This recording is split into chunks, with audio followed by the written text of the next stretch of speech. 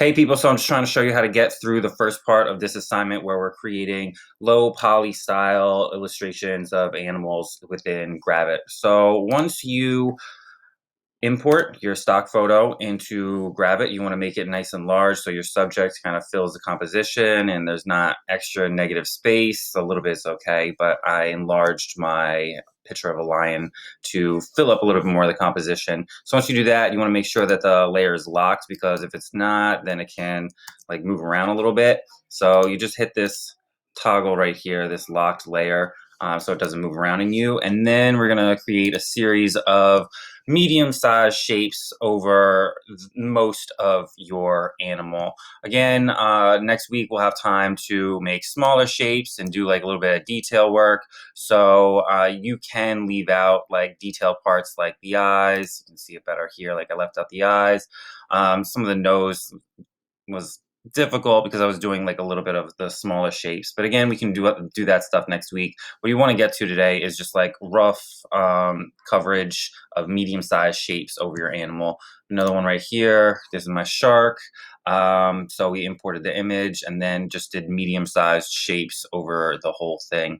And you can see when I put the picture back on, the stock photo back on, I just left out the teeth because there's going to be a lot of small shapes.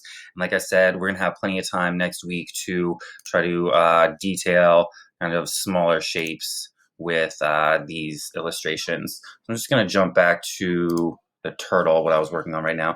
And just to show you, like when you're making your shapes, you want to look for changes in color and shapes that are already within the picture and try to follow those with the pen tool. So you hit the pen tool and like there's an obvious separation between this color and this color, and I can just click out a shape that is mostly that kind of pale color in there, and then again just delete the border and toggle visibility off, and then sample with the eyedropper tool a color from within your shape. So again, there's like a little bit of a line there, just a change in color. Toggle visibility off here, and again, like this kind of brown pattern right here, I'm just going to make all one shape by clicking. The color throughout that is pretty similar. If this happens and the fill is kind of getting in your way, you can just jump over and toggle the visibility off earlier and then keep going. So again, I'm trying to keep my shapes close to each other, or the same distance apart almost.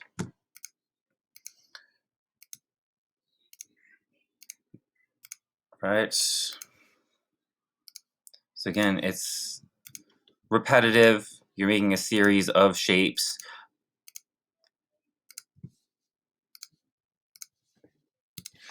I'm gonna jump up here. Like if this is a really good spot because all of these different spots on my turtle are perfect for making these shapes. So again, I'm just kind of following the shapes that are already within my animal and just making them flat shapes, polygon shapes.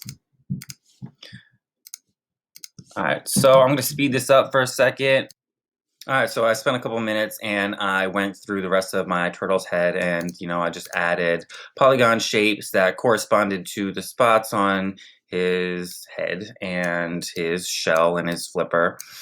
So it kind of looks like this. They're irregular. They don't need to all be triangles, but they're pretty close to each other. There's a little bit of space between them.